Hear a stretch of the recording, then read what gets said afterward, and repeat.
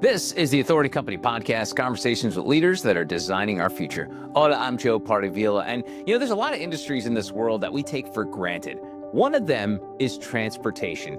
It's sort of like the offensive lineman in football. You don't really know anyone's name until they give up a sack.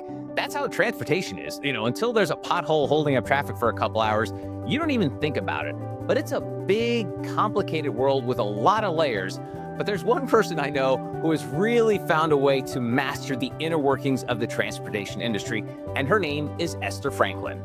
She's the author of the new book, Bridging the Gap, Breaking Barriers and Building Pathways to Transportation Careers. We're going to talk about how she found herself in this industry, what inspired her to start her own company, and discuss the lasting impact of the $1 trillion bipartisan infrastructure bill that was signed in 2021. Esther Franklin, welcome to the show. How are you? I'm great. Thank you for having me. Esther, it's been a long journey for you. So for folks who haven't listened to past podcasts, we last spoke in February of 2022.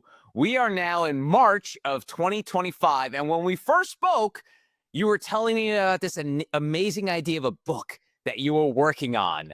And I guess, boy, it ain't quick, Esther, to write a book. So tell me about the last 3 years. And finally, congratulations, the book is ready and out in the world. Tell me how the last few years have been.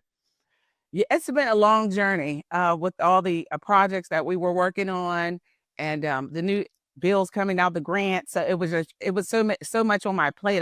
It was a balancing act. So I'm like, okay, I got a lot certain times to this.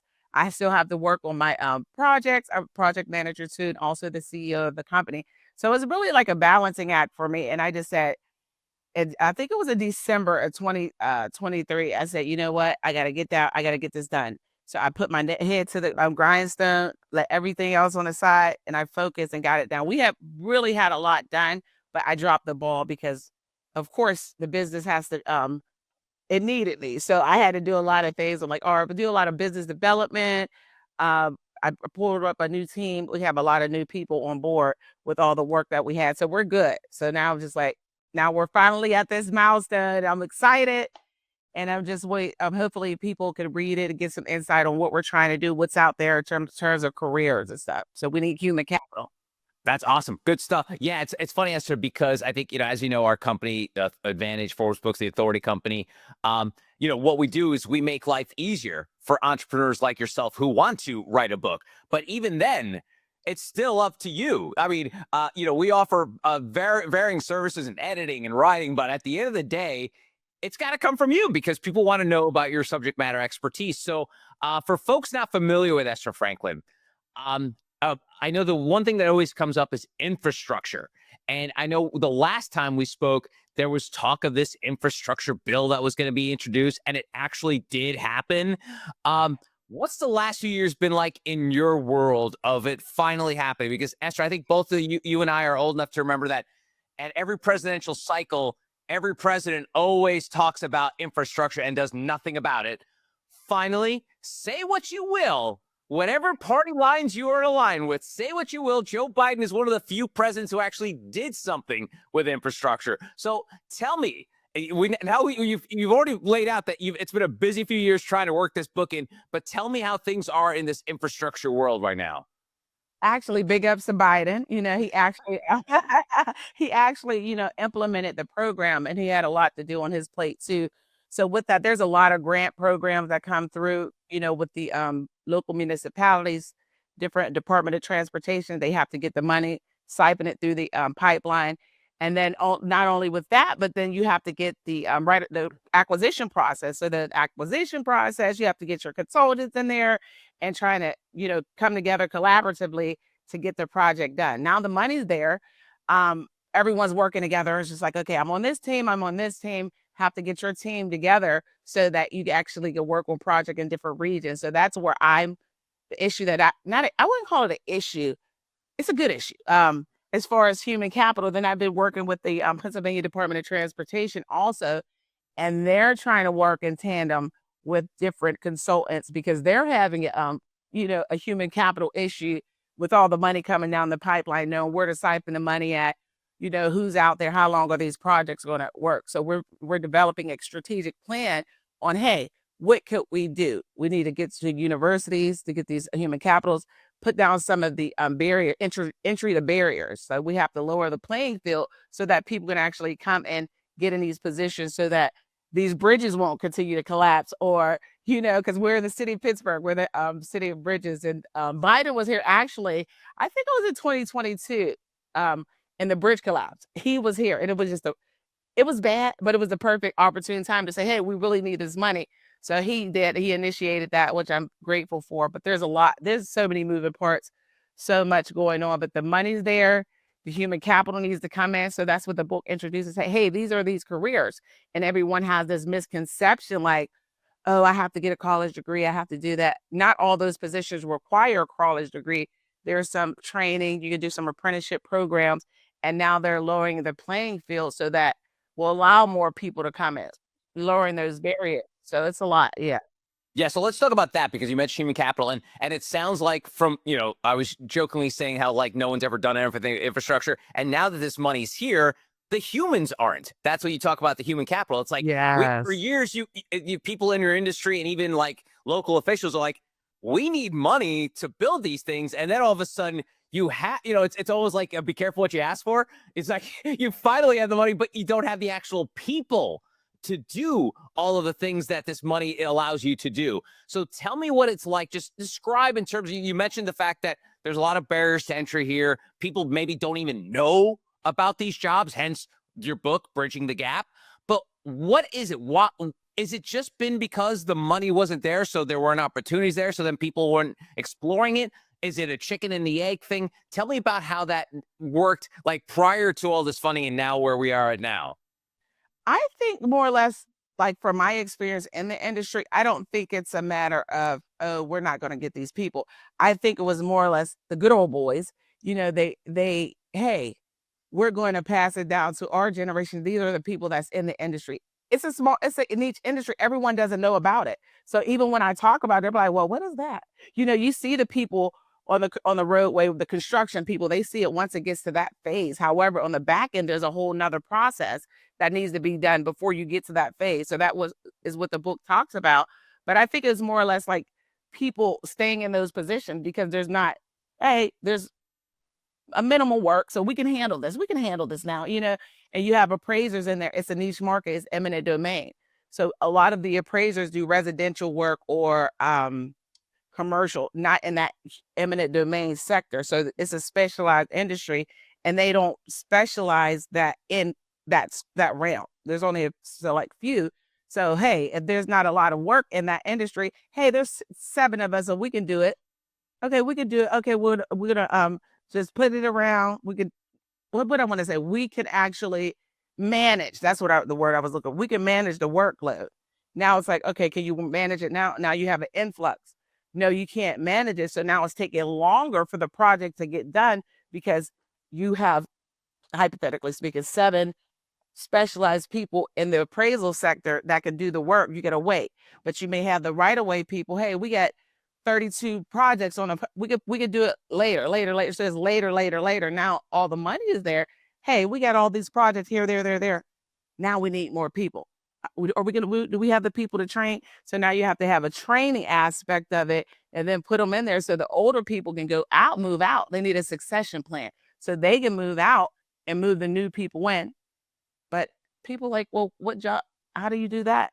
Or where's that job? Because more often than not, it was the attorneys doing the work, and now it's like it's an overload. But it doesn't require our work doesn't require a college degree. Some of them right away does it. You can get trained under certain people. Appraisal, you may need some college education. However, you can apprentice under a appraiser. So there's so many different facets. There's so many different levels that you can get. Title insurance. You don't need a college degree to do that. You can take courses to do that. So it's not a matter of, hey, I can go in with no experience. It takes a little bit of training, but not as much as experience that you think is required. And we need people to do that. So it seems like one of the main jobs of the many is this appraiser position. And I guess the way you described it eloquently was the fact that for years, there were only X amount of jobs. So you only needed X amount of appraisers, and you mentioned the good old boys network. So it was I'm sure there was some nepotism involved. So when the father retired, the son came around. What describe those positions for us? Because for you, it's old hat. For Esther, I when you know, say I appraisers know. to me, I'm like, what are you talking about? So, Right. so tell me, because I know, again, there's probably a lot of these jobs, but you focus on appraisers a lot. So tell me what those roles entail.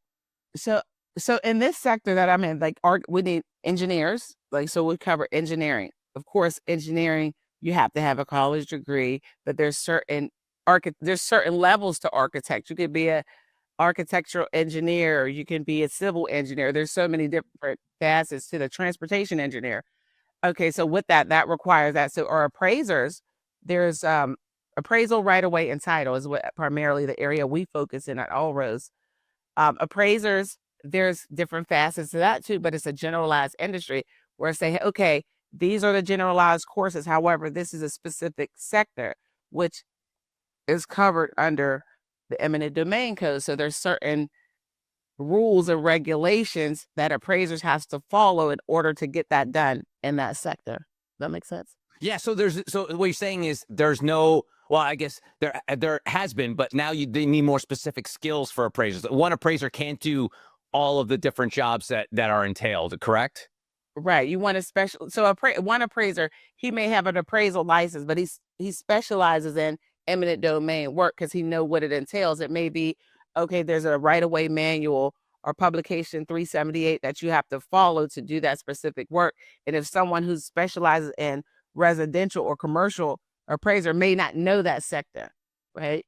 He just know his commercial property, residential. And when you say, hey, I need you to do a project for the eminent domain public transportation. Well, what does that entail? He can't go out there and say, hey, I'm just going to appraise this the same way I would appraise this property because it's a whole different. Ballgame. Right. Yeah, interesting. So it's funny. So a dear friend of mine down in South Carolina works in your world, like highway constructions. When he describes it to me, it goes way over my head. He's like an engineer, but he describes how the projects that he's involved with are sort of piecemeal. So we've already discussed how complicated this is, but when finally money goes into these projects, then those projects are divvied up into certain people. So he was involved in an interstate project, but only like 10 miles of the interstate. Then another team is handling the other 10 miles. I mean, why is it so complicated? Is it just because, like, you've broken down, like, there's so much goes into just every little bit of it?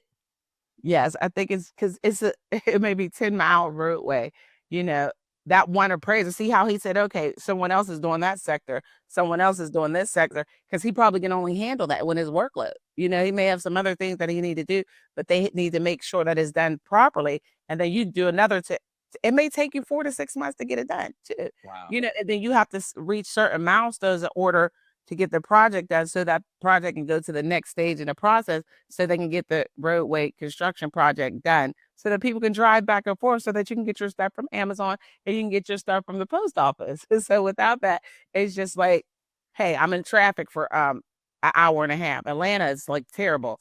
Um Going back and forth. Even in Texas, I was in Texas a week ago and I was stuck in traffic from the airport DFW for about 2 hours. And I was just like, I picked the wrong time to come here. So that's another thing that goes into that, you know, people coming down, how many people are coming into the city, you know, how many jobs are out there. So they have to determine how much roadway, do they have to widen the roadway? Do they have to, you know, what things they need to do to accommodate for the influx of people coming into the city? Hmm. So, well, Esther, after the last 12 minutes, we've made it abundantly clear what you do is a real pain. There's a lot going on. So let's go back to the beginning. Why would you put yourself through this, Esther? You seem very intelligent. You seem like you could do a lot of things. This is really hard, Esther, isn't it? No, because you break it down. You see how your friends said you break it down into sectors, right? There's certain facets that need to be done. You can do the title stuff, which is kind of complicated but easy. You know, you identify who owns the property so that they can acquire the property. Their appraisal needs to be done so that they can give them just compensation for their property because they may have to take it so we can do the project. So there's so many things that have to go into that, but it's broken down. It's like piecemeal. you do this, you do that. It's not complicated, but No, overall, it's you have complicated, Esther. You've been doing it for a long time. You're trying to make it sound easy, but it's way more complicated. Let me pull on that eminent domain thing because I think that's one subject that a lot of people hear about when it comes to cities that are overgrowing the population base, where all of a sudden, like, I mean, I'm located in Charleston, South Carolina.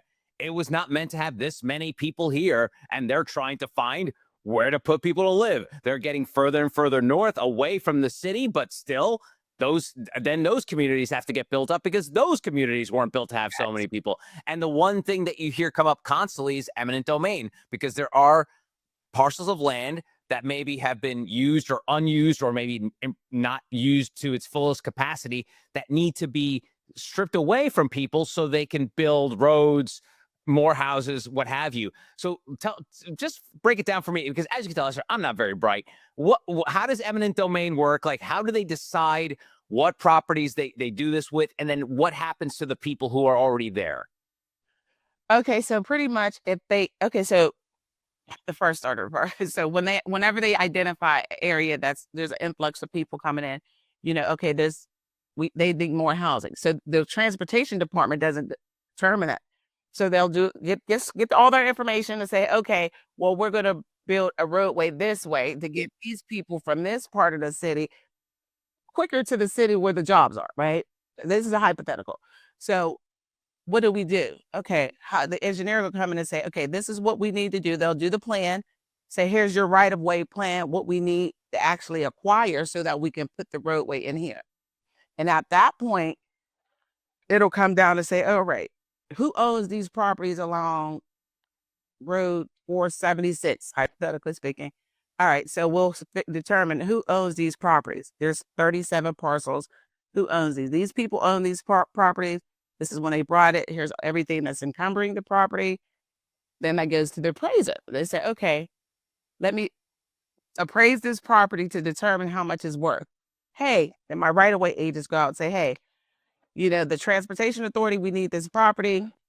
We're going to offer you, let's say the house is worth $180,000. We're going to offer you $180,000 for this property. And then we'll give you a stipend so that you can move into another property if we have to take it. We may not have to take it all. We may only have to take a strip. We may only need a temporary construction easement. There's certain facets that they may not need their entire property. In the event that they do, I said, we'll buy this home and put you in another property of equivalent value for that property. And legally they have to take that money, or because that's where you get into that sticky wicket, right? Where the government can say, yeah, you have to move. So let's talk about that sort of like fractured So, balance. okay, it's better to do it, right? It's better to do it. But if not, and say, hey, we're going to take you to condemnation. We're going to take you to court, and then we're going to take it, and we'll put the money into the court system, and then they can allocate it how they want to. But you can fight. Hey, you can fight. We had a project where the get-go was fighting with the transportation authority because they didn't want to give them that particular land because they're saying, okay, our trucks won't be able to get in there. They fought them, went to court. They're still in litigation actually right now because they were getting a huge amount of money. They're like, no, we don't want to do that because now you're infringing on our business. You're infringing on our business, and we can't get that traffic coming in because you're taking this part of our property. So it gets kind of sticky, but more often than not, they should act. I would say just do it. Who wants to go through court? Just find a new house and just move. But it's easier for you to say, Esther. I mean, not if you've lived in a house for like your entire life and many multiple generations, and I get it. I mean, it's one of the funny things when you see growth in cities like this is it's one of those. It's almost like you set your clock for it. You can see on the nightly news there's going to be a story about this poor old person who's been living in his house for multiple generations. All of a sudden they're asked to move, and there's pushback. So you're saying legally, because of eminent domain, they have to move. Like there's no way they could win that in court. I want to say there's no way, but it's for public any property for public and private use, they can take your land. That's how they did it. Like, okay, we're gonna take your land because it's for public and private use. So we're gonna give you just compensation for your property. It's even exchange. This is how they're thinking. I'm not saying it's right, but this is how they're thinking. We're gonna give you just compensation. And by the way, we're gonna help you move to make them whole, I guess.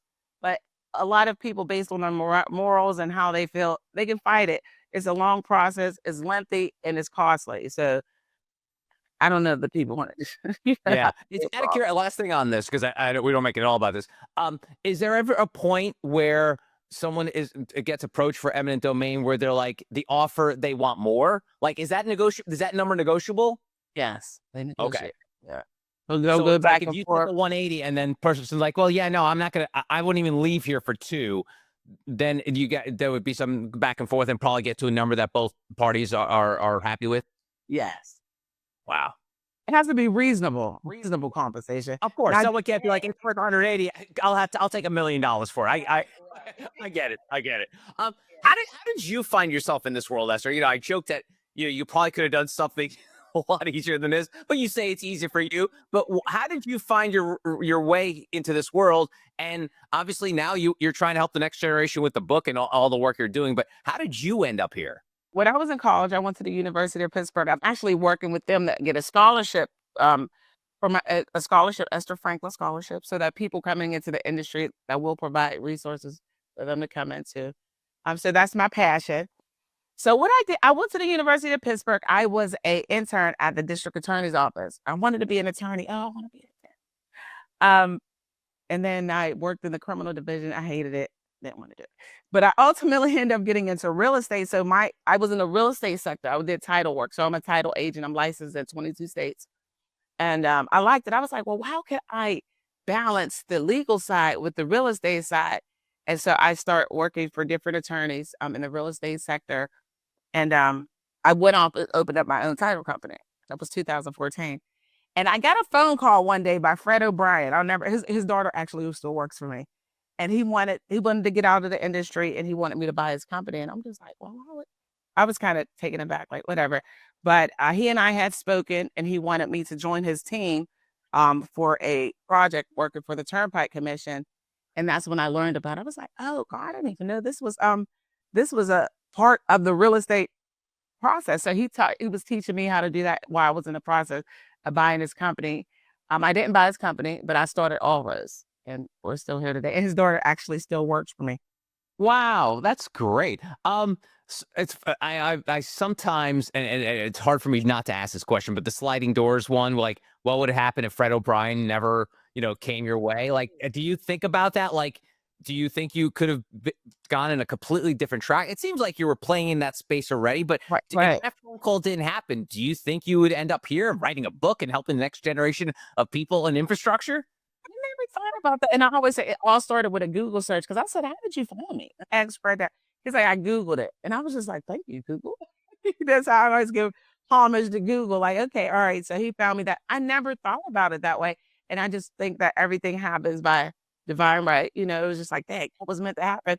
And then I met my partner, who's Alan, and he's been in the sector for like 25 years. And he said he doesn't have a college degree, but he's really good at what he does.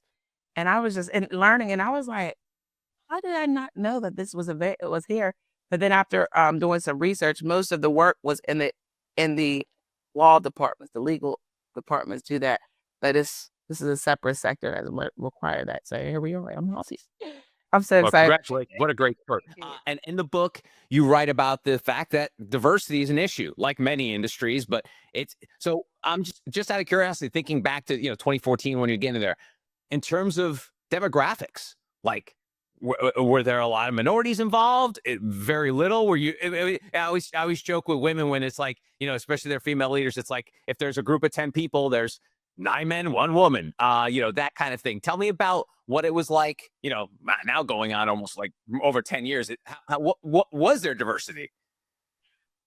Actually, well, Erica was in there, but she worked for Fred. But she was on the back end. But in terms of leadership, no, not really none. And I'm just like, well, where's everyone?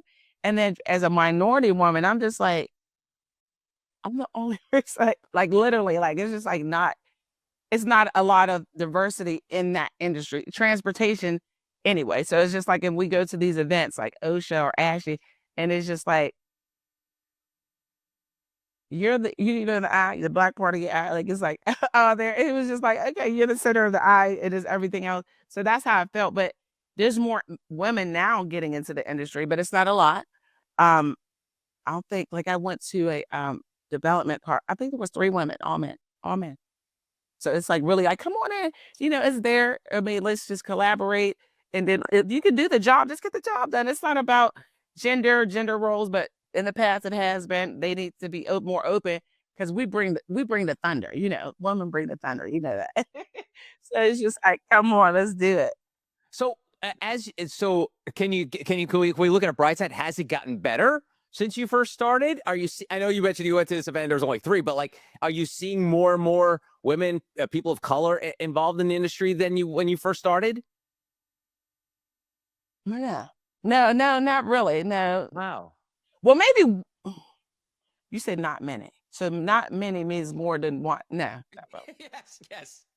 No, not really. So it's just like but I did, and when I went to Atlanta, I did meet a girl. I went to one of their events. I did meet a girl. There's like 3 of them. There's 3 Black women appraisers. So in the appraiser sector, I see a lot more minorities getting into that appraiser sector. I even went to LinkedIn to find different people. Um, just not by color, but different people in different industries and different regions to say, okay, let me see how does it look in other areas other than Pittsburgh. But Pennsylvania is really not a lot. Atlanta, a little bit more upward on the upward bound. West Virginia, 0. Because that's one of the areas we cover is 0, 0, 0. Ohio, so it's really not. So it needs to be diversified. I don't know if it's that people don't know about this sector, or if it's just like, I call people bandwagon. Like, it's like bandwagon. I use a different word though, but um, and it's just like everyone goes with the status quo. Like, you don't go outside to figure out there's other career sectors, there's other areas to do, but they don't know. So here we are. The book is going to bring awareness to this sector so that people can get it. It's interesting. It's fun if you like to pay attention to detail. If you like the travel, it's good. It's good. That's awesome. And what do you hope, like, obviously the takeaway is to inform people of the industry and what it's all about. And obviously you wouldn't even have known anything about it if you didn't come up in Mr. O'Brien's Google search. Right. So I mean, that was sort of, like you said, God's divine intervention. Like, it just happened. But for most people that have that. So this book hopefully will play a role in that. So for folks who are probably just like learning about this industry, just like I am, what do you hope some of the main takeaways in terms of like how the industry works? Because you've painted a picture that for some people, Esther could be off-putting. I'm like, I don't want to be the only white woman in the space. I don't want to be the only person of color in this space. What does your book share that would inspire people to disregard all of that and be able to find an amazing career in this world? I would say the main takeaway is block everything out. It's individuation, right? Focus on the career. If you like a challenge, if you like to learn new things, if you're looking for a career change in an area where you can thrive for the long term, and not only that, build a legacy for the people that come up under you, you could actually show other people, different, not just Black people, but all different races and gender. Hey, this sector is here. We need people. You can do a good job, and then it'll be the long term. There's a succession plan in that because there's not a lot of people in this area, but we're always going to have the land. We're always going to be up doing the roads because the asphalt, the salt, it eats up at the roads. People are always going to, more and more people are coming into the world. We're going to need different, more roads, more roadways, more bridges, all the wear and tear. So there's always going to be a job there. And to know, like, hey, don't worry about color, but there is barriers to entry prior, but now it's getting better because these transportation industries are becoming aware of the barriers to entry, that they have to lower the playing field so that the human capital can come in so that the job can get done. All right. So mission 1 for people, read the book. Read But the book. once they've read Bridging the Gap, what happens next? Like, they're like, they've finished reading and Esther, I've learned so much about this industry, inspiring story. What's the first steps they would take to enter this industry? So in the book, there's a QR code. We're offering courses in these different industries. There's a resource there also. Well, say, hey, we created a website to say, hey, if you want to get in this industry, this is what you need to do. Here's the steps. We're creating a mentor program too under these different career sectors to say, hey, okay, you want a mentor, reach out to this person, or we'll give them resources to actually get into the industry and give them direction on where they need to go if that's what their career choice is. Awesome. That's great. No, it's wonderful because I think that's the one thing to me. I'm like, okay, great. I've read the book now Right. because Yeah. like you said, it sounds very arcane and it sounds like you have to know somebody. But the fact that you're providing these resources is incredibly helpful. And you hinted at a legacy earlier, and I wrap up these conversations, Esther, by taking folks behind the dedication of the book. And interesting enough, like I'll read this part of the dedication, but you're the only person I've ever seen write this in a book so far. But you say, when I pursued the education I need to build business, support my family, and create a legacy for my children's future, Milton Hershey School delivered a quality education to all my children. Very rarely in this world, Esther, as you know, the education system gets pooped on, for lack of a better word, more often than not. Why was it important to include the Milton Hershey School in the dedication to your book? Milton Hershey is a private school in Pennsylvania, and they provide private. Well, I don't know if you know the story. So Milton Hershey chocolates, the chocolate factory, Hershey, all those. So they couldn't have children. So they opened up a school, provided for free for people in Pennsylvania, Western Pennsylvania.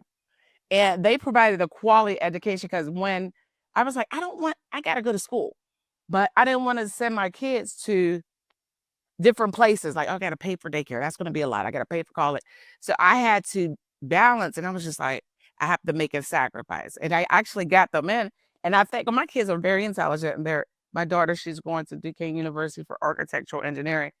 But they provided that education that I couldn't do on my own while I was still pursuing my own educational career. So to them, I feel homage.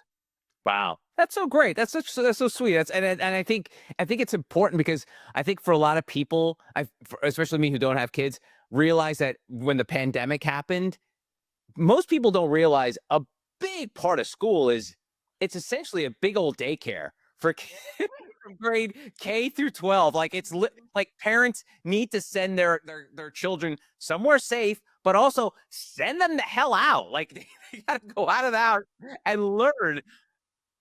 And so it's a great way. It's great that you've acknowledged them because I think a lot of parents, I think, sometimes may take the education system for granted, like during the pandemic, like, oh my God, now what am I gonna do with my kids? Oh, I got to homeschool too. So it's very difficult, and I get it. So the fact that this school was around to help educate your children while you were educating yourself and building a company is incredibly inspiring and so thoughtful for you to do that. That's really cool. Thank you very much for sharing that. And for folks who want to find out more about you, Esther, as we wrap things up, where can they obviously buy the book, which is Bridging the Gap, Breaking Barriers, and Building Pathways to Transportation Careers. But if they want to find out more information about you and what you're doing, where should they start? Well, they can go to my website. Is www.estherfranklin.com. It's just a whole slew of what I do. I wrote a couple books, but it's a different sector. And also in there, it'll give you a link to the courses. It's called highwayinfrastructurecourses.com, where you can find a whole array of courses that we offer in this industry as well. Awesome. Esther, thanks so much for the time. I really appreciate it. Thank you. I appreciate it. And that's going to do it for this episode. If you want to find out more information about Esther and our other amazing authors, go to theauthoritycompany.com.